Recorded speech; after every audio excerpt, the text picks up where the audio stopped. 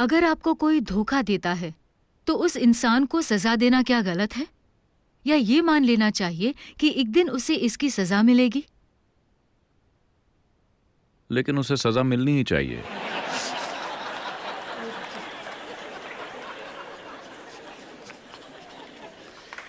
आप दें या कोई और, लेकिन उसे सजा मिलनी ही चाहिए।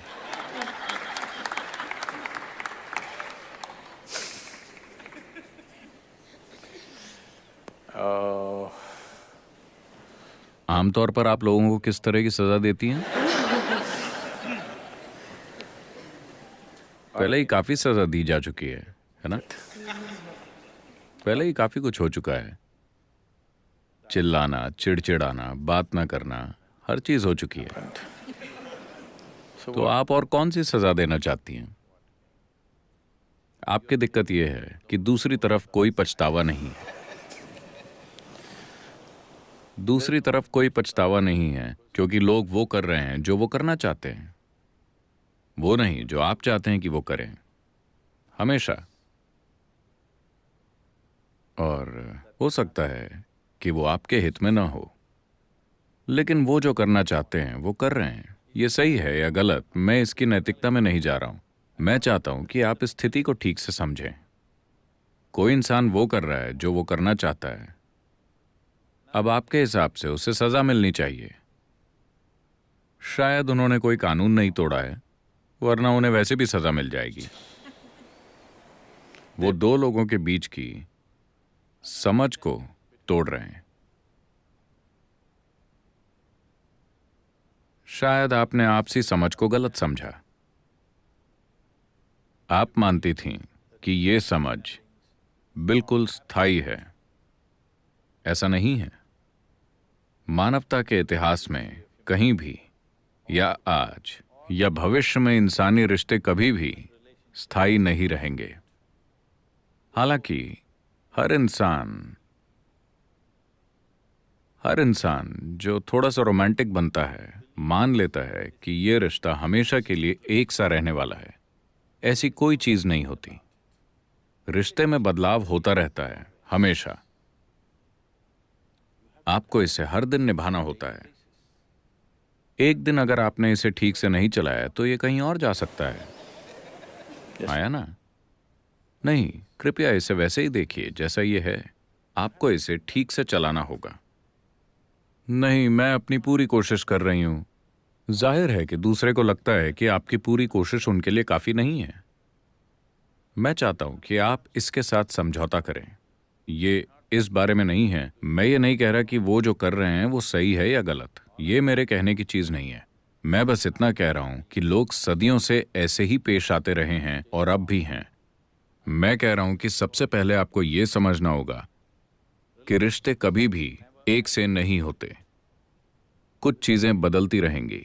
आपको करतब करते रहना होगा। अगर आप 5 गेंदों से करतब कर रहे हैं तो कभी कभी एक गिर जाएगी। इसके लिए काफी हुनर और ध्यान की जरूरत होती है। हाँ या नहीं? आप में से कई लोग शादीशुदा हैं। क्या ये हुनर और ध्यान नहीं मांगती?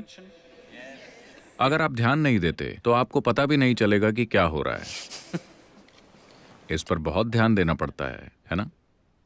अभी अभी किसी ने मुझे यूरोप के एक देश से फोन किया। सदगुरु, मैं बस घर के काम कर रही हूं, मुझे आकर बचाइए।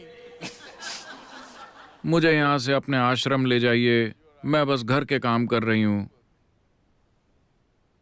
वो बर्तन वगैरह धो रही है।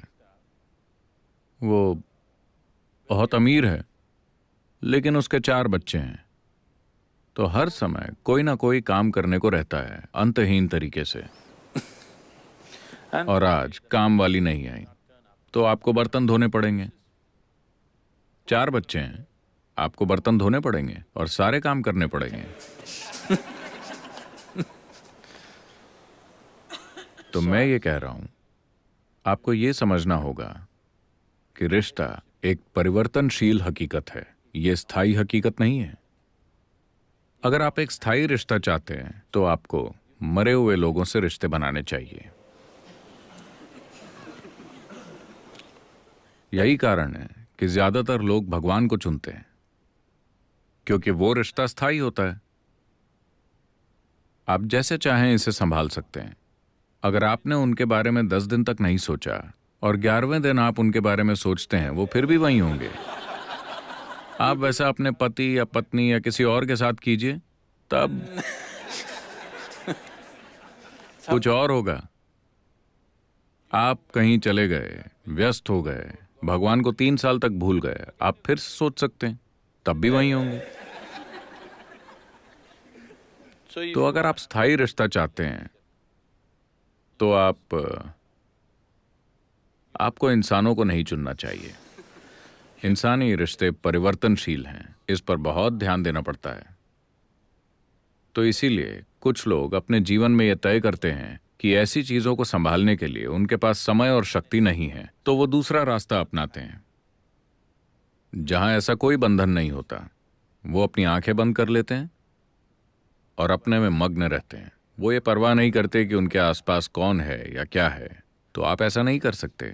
तो मेरे ख्याल से सबसे अच्छा होगा, किसी को सजा देने की कोशिश में आप सिर्फ खुद को ही सजा देंगे। वो जो चाहते हैं वो कर रहे हैं। बेहतर ये होगा कि आप ये देखिए कि आप अपने जीवन से वाकई क्या चाहती हैं। आपको उनके साथ प्रतिक्रिया करने और उनके जैसी बेवकूफ़ी भरी चीजें करने की जरूरत नहीं है। आपको बस बैठकर इस पर गौर करना होगा। जब आपके भ्रम टूट जाते हैं, अभी आपके भ्रम टूट गए, ये बहुत अच्छी बात है।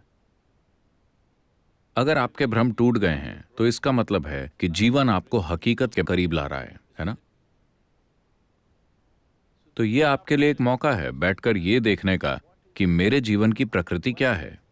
देखिए, जीवन का ये अंश जीवन का एक संपूर्ण अंश है कि नहीं? क्या ये आधा जीवन है? आप आधा जीवन है या पूरा जीवन? पूरा जीवन। तो फिर ये इतना अधूरा क्यों महसूस करता है कि इसे एक दूसरे इंसान की जरूरत होती है इस जीवन को भरने के लिए? ऐसा क्यों है? इस पर गौर करने का यही मौका है ना? अगर ये पूरा जीवन है तो ये अपने आप में संपूर्ण है, लेकिन अभी आपने इसे इस तरह से बना दिया है कि ये उसके और उसके और उसके बिना नहीं रह सकता।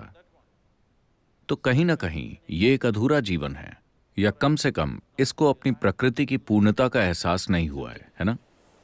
This is a complete piece of life, packed with creator and creation together.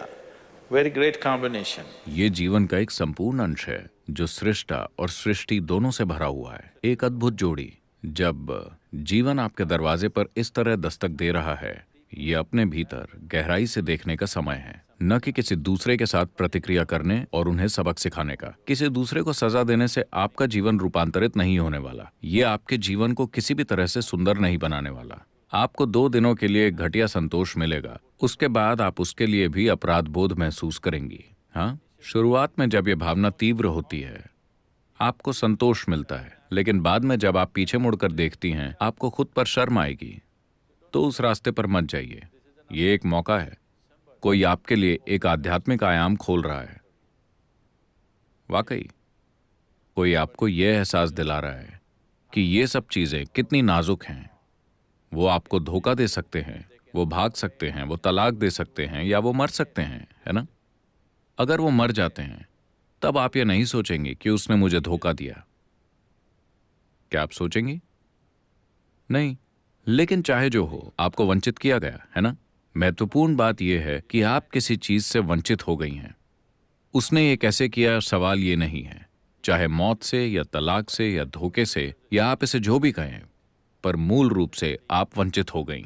आपको सिर्फ इसलिए वंचित किया जा सकता है क्योंकि आप ये विश्वास करने के भ्रम में हैं कि ये एक अधूरा जीवन है और इसे कहीं से दूसरे आधे हिस्से की जरूरत है। नहीं, ये एक संपूर्ण जीवन है।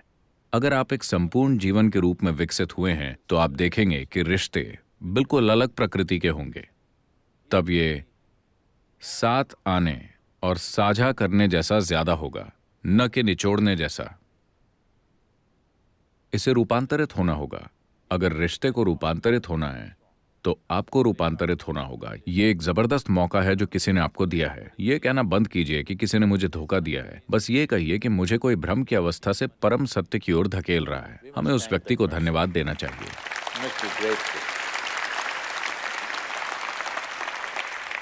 आपको तो कृतज्ञ होना चाहिए। आपको भ्रम में रखने की बजाय, आपको अपने जीवन में या जीवन भर भ्रम में रखने के बजाय उसने इतनी जल्दी आपको इसका एहसास दिला दिया।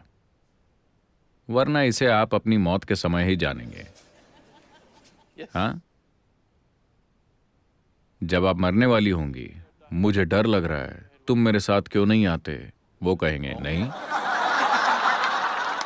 तो आखिरी पल में जानने से बेहतर है इसे अभी जान लेना।